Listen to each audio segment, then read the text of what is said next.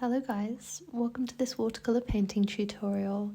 My name's Hannah Louise and I hope you enjoy watching. So I filmed this on Saturday and yeah, it was just a really relaxing experience. I hope you enjoy watching. And yeah, so I started off with damp paper and I'm just applying down a light blue wash in the areas I want to create the shadow. I'm using the Artway brushes again as I did in my last video, and I'm really enjoying them. I think they work really well. So here I'm just mixing a warmer shade, which is going to be the trees. And I'm just using little dabbing motions to add these into the background, and they're also going to fade out as the background is wet, and that's going to create a really beautiful effect.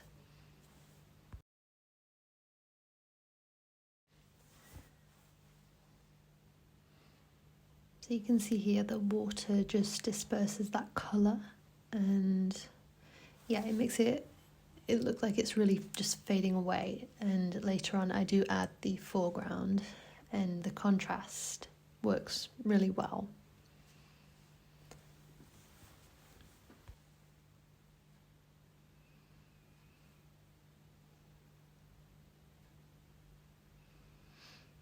So I'm just building up the colour a little bit here, just adding small little dots just to build up that colour.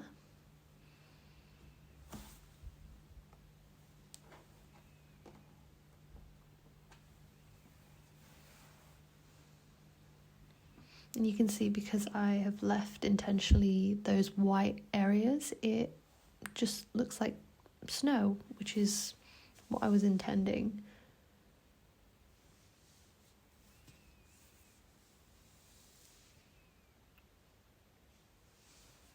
I'm just going to fill in a little bit with some more blue down here. And then I will let the paper dry, and then I will start working on the foreground.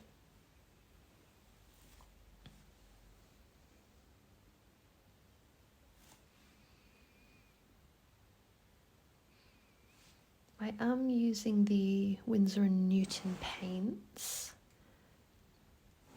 which are very beautiful, rich paints, as you can see here as I'm mixing. They're just, yeah, really rich, and they give off that depth, which I really want in my paintings.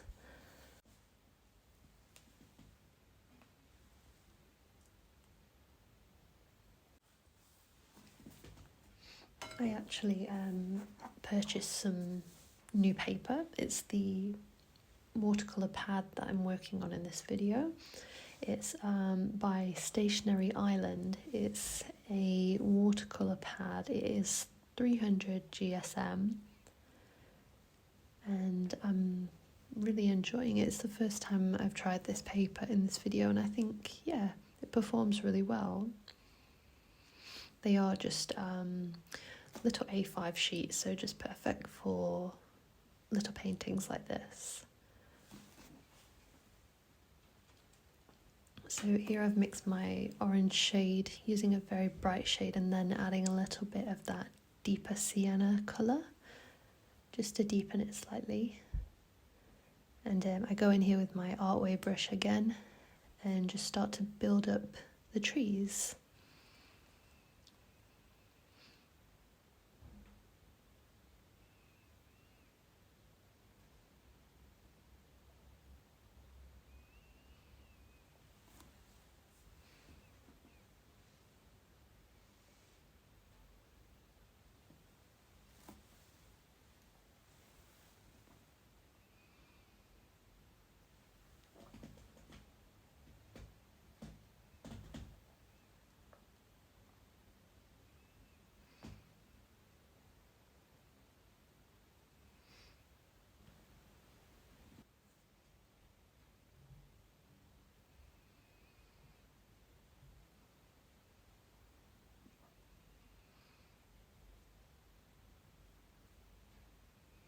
I think with trees it's important to be not precise. Just let your brush kind of do the work. I use that kind of back and forth motion and it creates just the right look, I find, for trees.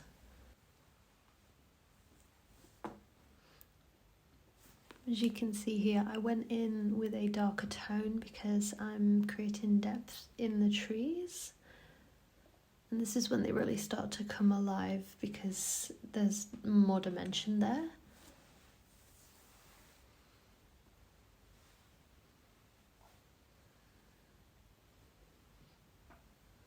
So now I am putting in these darker trees to the right. I just block that shape in, and I started more detailed at the top and then I just fade it out towards the bottom, and I think that's a really pretty effect. I really like the way it looked.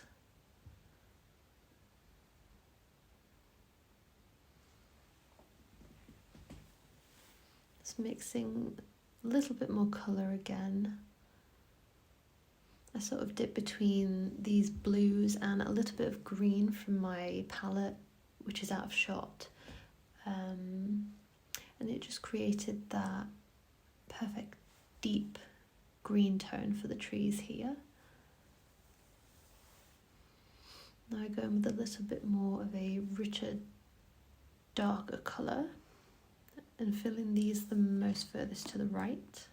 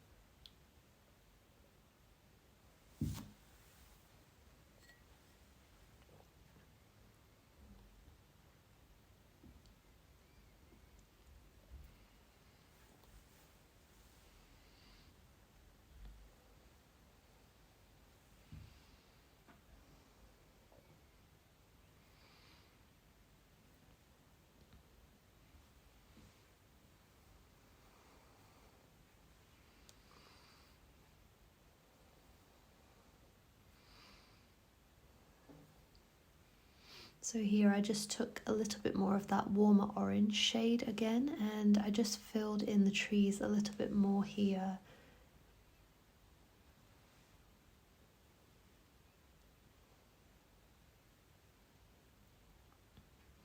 I feel at this stage I was pretty much done with the painting. I'm trying to work on that, not overworking my paintings, and I think this was a good point for me just to finish off the details. I don't think it needed any more.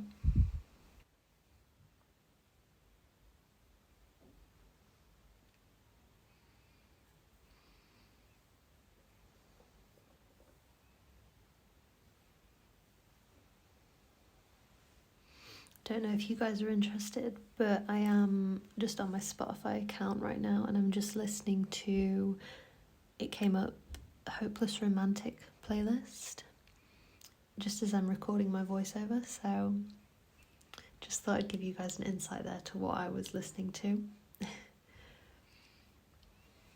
I'd be interested to know if anybody knows of any good instrumental tracks. I love to listen while I'm recording my voiceovers. So here I'm just switching over to my sword brush here by Pro Art, and I'm just creating some last few branches.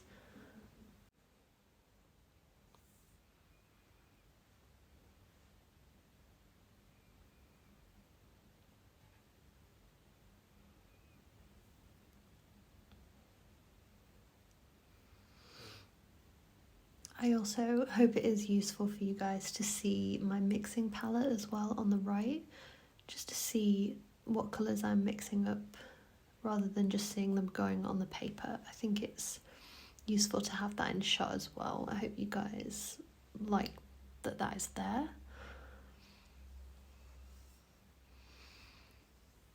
Just adding a few tiny details right in the background of the painting, just a few little trees dotted here and there.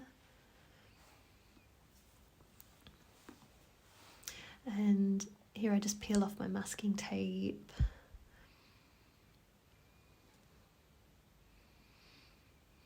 I really hope that you guys like this video, and please leave a comment and also subscribe to my channel for further videos in the future. Thank you so much for watching, and here's a closer look. Yeah, I'll see you in the next one. Thank you guys. Bye bye now.